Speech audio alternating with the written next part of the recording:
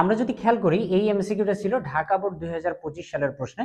তো কন্টিনিউ ভার্বের ব্যবহার এখানে বলছে। তো কন্টিনিউ স্টেটমেন্ট থেকে এমসিকিউ এর অ্যান্সারের জন্য তুমি শুধু যদি একটা লাইন মনে রাখো তাহলেই তুমি এই এমসিকিউ গুলোর খুব সহজেই অ্যান্সার করতে পারবা। তোমাকে জাস্ট মনে রাখতে হবে যেখানে কন্টিনিউ থাকবে বা যখন কন্টিনিউ হবে তখন কন্টিনিউ এর নিচের যে স্টেটমেন্ট সেটার কাজটা তুমি করবা না, বা সেই জিনিসটাকে তুমি ওই মুহূর্তের জন্য বাদ দিয়ে দিবে। কখন? যখন কন্টিনিউ হবে। দেখো তোমাকে এখানে বলছে যে আই এর মান যখন 7 তখন তোমাকে কন্টিনিউ করতে হবে। এই চিহ্নটাকে বলা হচ্ছে অর, অথবা আই এর মান যখন 12 থেকে বেশি তখন তোমাকে কন্টিনিউ করতে হবে। আমি তোমাকে লাইনটা কি বললাম যে যখন তোমাকে কন্টিনিউ করতে হবে বা যখন কন্টিনিউ স্টেটমেন্ট এক্সিকিউট হবে তখন কন্টিনিউ এর নিচে যেটা থাকবে সেটাকে তুমি বাদ দিয়ে দিবে। তার মানে 7 মানের জন্য তোমাকে প্রিন্টএফটাকে বাদ দিতে হবে, অর্থাৎ তুমি এই আইসিটিটা প্রিন্ট করতে পারবে না।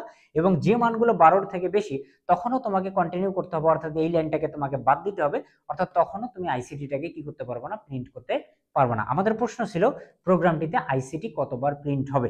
তাহলে আমি যদি লুপটা খেয়াল করি তাহলে দেখো লুপ শুরু হয়েছে 3 থেকে, প্রতিবারে আমাকে কত করে বাড়াইতে বলছে 2 করে, এবং সর্বশেষ লুপের মান কত পর্যন্ত হইতে পারবে 15 পর্যন্ত। এবং প্রতিটা মানের জন্য তুমি একবার করে কি প্রিন্ট করবা, আইসিটি প্রিন্ট করবা।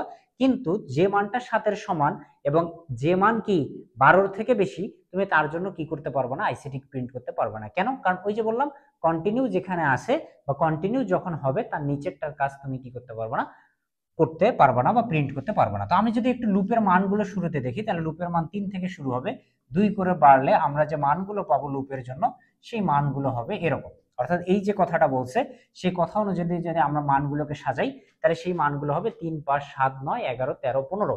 এবং প্রতিটা মানের জন্য আমাকে কি করতে বলছে, আইসিটিটাকে প্রিন্ট করতে বলছে। ভালো কথা, আমি প্রিন্ট করব। কিন্তু এখানে কি বলছে যে যখন আই এর মান কার সমান হবে বলো দেখি, 7 সমান হবে, অথবা আই এর মান কার থেকে বেশি হবে, 12 থেকে বেশি হবে, তখন তুমি কন্টিনিউ করবা। কন্টিনিউ করার অর্থ কি? কন্টিনিউ করার অর্থ হচ্ছে যে তুমি তখন কন্টিনিউ এর নিচে যেটা থাকবে সেটাকে বাদ দিয়ে দিবা। বাদ দিয়ে দিবা মানে ওই মানগুলোর জন্য তুমি আর আইসিডিটাকে কি করতে পারবে না, প্রিন্ট করতে পারবে না। কোন মানগুলো? এই যে তোমার একটা মান হচ্ছে 7, এই যে আই কার সমান বলছে 7 সমান, তাহলে 7 বাদ দিবা। আর কি বলছে, আই এর মান 12 থেকে বেশি যেগুলো সেগুলোর ক্ষেত্রে কন্টিনিউ হবে, তার মানে সেগুলোর ক্ষেত্রে এই আইসিটিটা বাদ যাবে। তাহলে 12 থেকে বেশি মান কত বলো দেখি, 13 আর হচ্ছে 15। তাহলে এই মানগুলো কন্টিনিউ হওয়ার কারণে বাদ চলে যাবে। তাহলে প্রিন্ট হবে কোনগুলো, বাকি যে মানগুলো আছে সেইগুলো। বাকি মান কয়টা আছে? বাকি মান আছে 3, 5, 9 এবং 11, 4টা মান। তাহলে আইসিটি লেখাটি কতবার প্রিন্ট হবে? 4বার। সিম্পল কথা, তুমি দেখবা যে কতবার প্রিন্ট করতে বলছে সেখান থেকে যেগুলো কন্টিনিউ হবে বা যে মানগুলোর জন্য তুমি আইসিটি লেখাটি প্রিন্ট করতে পারবে না বা যে কোনো কিছুই তুমি আউটপুট করতে পারবে না সেগুলোকে বাদ দিয়ে যে কয়টা থাকবে সেটাই হবে তোমার আনসার।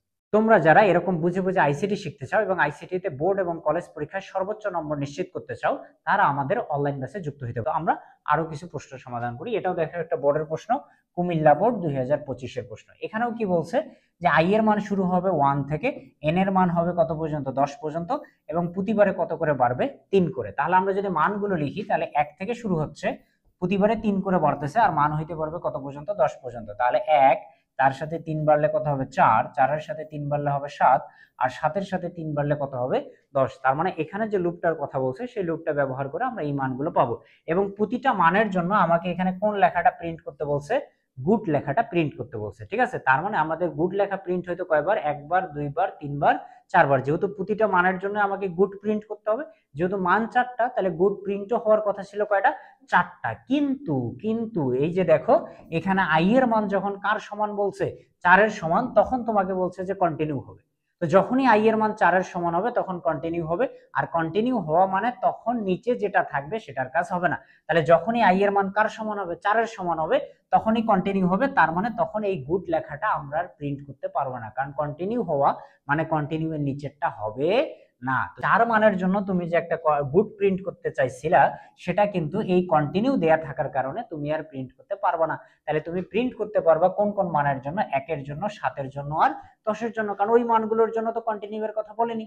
কন্টিনিউ এর কথা বলছে শুধু কোন মানের জন্য, 4 মানের জন্য। তাহলে দেখো দেখি তুমি গুডটাকে কয়বার প্রিন্ট করতে পারবা, একবার, দুইবার, 3বার। তাহলে আমাদের এখানে সঠিক অ্যান্সার কি হবে, 3 হবে। এখানে বলছে যে কুমিল্লা বোর্ড 2000 প্রশ্ন, পরের প্রশ্ন ওটারই বলছে উদ্দীপকের কোটি i প্লাস ইকুয়াল 3, অর্থাৎ এর আগে আমরা যে প্রশ্নটা সমাধান করলাম যেখানে প্রতিবারে মান কত করে বাড়তেছিল, 3 করে, প্রতিবারে মান কত করে বাড়তেছিল, 3 করে। বলছে যে 3 করে না বাড়ায় যদি আমরা 1 1 করে বাড়াই তাহলে গুড লেখাটি কতবার প্রিন্ট হবে।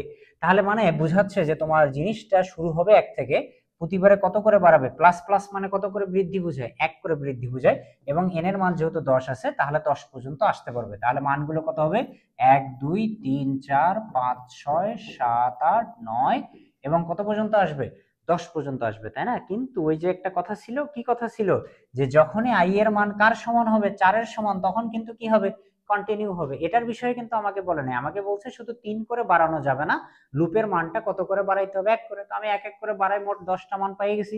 কিন্তু কথা হয়েছে যে যখন আই এর মান 4 এর সমান হবে তখন আবারও কি হবে, কন্টিনিউ হবে। আর কন্টিনিউ হওয়া মানে কি হবে, গুডটা প্রিন্ট হবে না।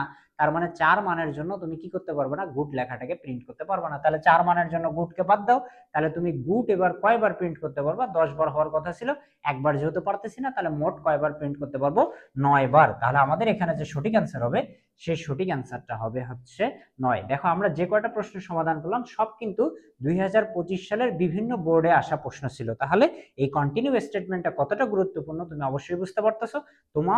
তুমি যদি চাও যে পরবর্তীতে তোমার কলেজ এবং বোর্ড পরীক্ষায় এই কন্টিনিউ স্টেটমেন্ট থেকে যে কোনো প্রশ্ন আসলে তুমি সমাধান করতে পারবা, এই কারণে কিন্তু তোমাকে টিউটোরিয়ালটা অনেক বেশি হেল্প করবে। তো আশা করি তোমরা কন্টিনিউ স্টেটমেন্টের কাজ বুঝতে পারছো। এরকম আরো গুরুত্বপূর্ণ টপিকগুলো আমরা ধারাবাহিক ক্লাসের মাধ্যমে শেষ করে ফেলবো।